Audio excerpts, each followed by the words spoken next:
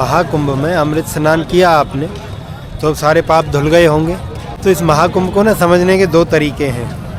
पहला वही तरीका जो हमें बताया जाता है हमारे कथावाचकों द्वारा, पंडाओं द्वारा, कि भाई इस दिन देवों में और असुरों में लड़ाई हुई थी, समुद्र मंथन से निकले हुए अमृत पे वो हाथापाई हुई तो 4 जगह छलका, उनमें से एक जगह प्रयागराज, एक हरिद्वार, एक उज्जैन, एक नासिक हुई। ठीक है, वो कहानी है। और दूसरा तरीका है proper scientific way, pure science. अब चाहे उसे एस्ट्रोनॉमिकल साइंस कहो, चाहे उसे तारों की साइंस कहो, वो साइंस है। अब वो क्या, आकाश में ना तारे होते हैं और उनकी एक एक स्पेसिफिक होते हैं ग्रुप, उनको बोलते हैं राशि।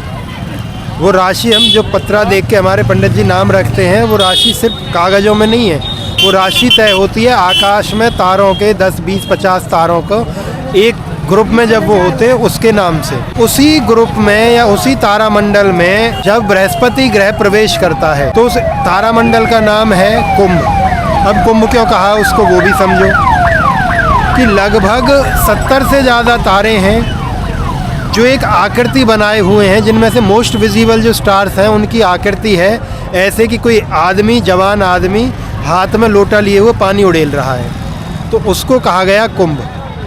तो जब बृहस्पति उस कुंभ राशि के आसपास से निकलता है या बृहस्पति जब उस कुंभ तारामंडल को क्रॉस करता है या उसमें रहता है, तब होता है महाकुंभ। लेकिन उसके साथ 2 सहयोगी ग्रह और हैं, एक सूर्य और एक चंद्रमा, वो भी स्पेसिफिक अलाइनमेंट में होते हैं। तो जब ये तीनों ग्रह इस तरीके से अलाइनमेंट में हो तो महाकुंभ लगता है या कुंभ लगता है। और जब ये तीनों ग्रह इस तरीके से अलाइन होते हैं तो इनसे निकलती है विशेष एनर्जी।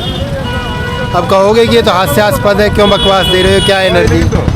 उनकी लाइट तो आप तक पहुंच रही है ना, सूरज की तो पहुंच ही रही है, दिखती है। बहुत से तारे रात में दिखते हैं, और रात में देखते हैं इसका मतलब लाइट उनकी दिन में भी आ रही थी, उनकी एनर्जी दिन में भी आ रही थी, लेकिन सूरज की रोशनी के कारण आप देख नहीं पाए। रात में दिख रहा है, इसका मतलब वो आ रही है।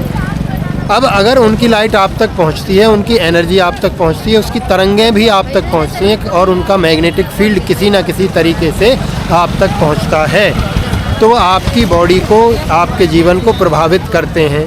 वो कैसे कि आपसे कभी ना कभी कहा गया होगा या आपने सुना होगा कि भाई किसी पे शनि का प्रभाव है, किसी पे बृहस्पति का प्रभाव है, किसी पे बुध का प्रभाव है, सही है या गलत है। तो वो शनि, बृहस्पति, बुध वो भूत नहीं है, वो भगवान नहीं है, वो यही ग्रह हैं, वो स्टार्स हैं, उपग्रह हैं। अब अगर वो आपकी बॉडी को, आपके जीवन को प्रभावित कर सकते हैं, उसमें सॉल्यूशन बताया जाता है कि एक छोटी सी अंगूठी लो, उंगली पे पहन लो। उससे क्या होगा कि जब उनकी रोशनी या एनर्जी उस अंगूठी से ट्रांसफ़र होगी, चाहे वो मूंगा हो, वो पन्ना हो, वो हीरा हो, वो मोती हो, तो उससे जब वो ट्रांसफ़र होकर आपकी बॉडी पर पड़ेगी तो उसका प्रभाव कम होगा या बढ़ेगा। अब अगर एक छोटे से पत्थर से उनकी लाइट या एनर्जी ट्रांसफ़र होकर आपकी बॉडी में इतना प्रभाव ला सकती है, आपके जीवन में, आपके विचारों में कोई प्रभाव ला सकती है, तो निश्चित रूप से जब वो अगर सीधे सीधे तौर पर आप उनके नीचे हो तो प्रभाव पड़ेगा। अब वो प्रभाव, वो एनर्जी का इन्फ्लुएंस सिर्फ एक ही जगह क्यों? तो आप इसको इस तरीके से समझिए कि अगर हमारे दिल्ली में दिन है तो अमेरिका में दिन नहीं है, क्योंकि सूर्य इस समय यहाँ के लिए अलाइंड है। एक समय पे एक ही जगह पे उनकी उपस्थिति आपको दिखेगी। तो ठीक उसी प्रकार उस कॉन्स्टेलेशन में, उस तारामंडल से जब बृहस्पति प्रवेश करेगा तो उसकी जो एनर्जी होगी, उसके साथ जब सूर्य और चंद्रमा अलाइन होंगे तो उनकी जब एनर्जी बनेगी तो वो एनर्जी फील्ड संगम के पास में होगा, प्रयागराज में एक समय पे। ऐसे ही वो एनर्जी फील्ड एक समय पे हरिद्वार में होगा, फिर एक समय पे वो नासिक में होगा, फिर एक समय पे उज्जैन में होगा। वो बदलता रहेगा अलग अलग समय पे। अब कि भाई एनर्जी फील्ड तो है, तो मैं ये कहता हूँ कि आप अगर उस एनर्जी फील्ड के पास में हो या उसके अंदर हो तो भी बहुत है। और उस एनर्जी फील्ड में अगर आप स्नान करते हो तो ऐसा कहा जाता है कि उससे इन नदियों का, उस स्पेसिफिक एरिया का पानी पॉजिटिवली चार्ज्ड रहता है। अगर कोई उसमें नहाएगा, स्नान करेगा तो उसकी स्पिरिचुअल प्रैक्टिसेस के लिए वो बहुत ज़्यादा बेनिफिशियल है। और अब साधारण आदमी पे भी उसका प्रभाव रहेगा, परंतु जो पहले से ही स्पिरिचुअल प्रैक्टिसेस में अलाइंड है, ध्यान कर रहे हैं, साधना कर रहे हैं किसी भी प्रकार की, उनके लिए वो बहुत ज़्यादा बेनिफिशियल है। इसीलिए ये कहा जाता है कि कुंभ सबसे पहले साधुओं का है, खासकर जो तपस्या कर रहे हैं, योग कर रहे हैं, साधना कर रहे हैं, उसके बाद आमजन का। तो बहुत लोगों को ये है कि अब हमें भी संगम पे ही नहाना है, क्योंकि ये लिखा है कि संगम पे नहाना है। जहाँ 3 नदियाँ मिलती हैं, गंगा, यमुना, सरस्वती। तो अब उसको भी आप समझिए कि आज से 2500 साल पहले जब भी वो एस्ट्रोनॉमिकल फिगर से ये जांचा गया कि वो एनर्जी क्षेत्र कहाँ है, उस समय शहर नहीं बसा हुआ होगा इतना बड़ा, उस समय सड़कें नहीं बनी होंगी, नदियाँ भी बदलती रहती थी। तो ये तय किया गया कि वो एनर्जी फील्ड इस एरिया में बनेगा जहाँ ये तीनों नदियाँ मिलती हैं, और वो एरिया कई किलोमीटर्स का है।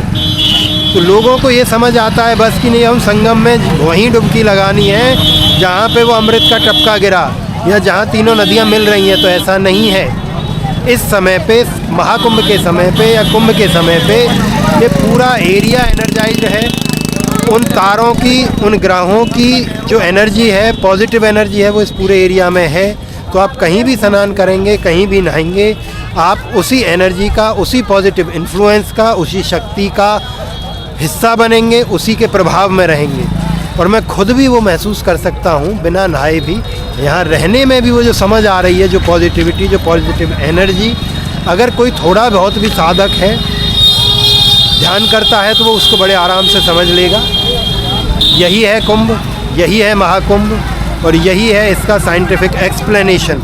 तो अब अगर आपसे कोई पूछे कि भैया कुंभ क्या, महाकुंभ क्या, क्यों नहा के आए, तो आप सिर्फ इसलिए नहा के नहीं आए कि आपको उसी जगह स्नान करना था जहाँ वो अमृत के टपके गिरे उस कलश से। और कुंभ का नाम भी इसीलिए कुंभ और महाकुंभ है, उस राशि के नाम के कारण।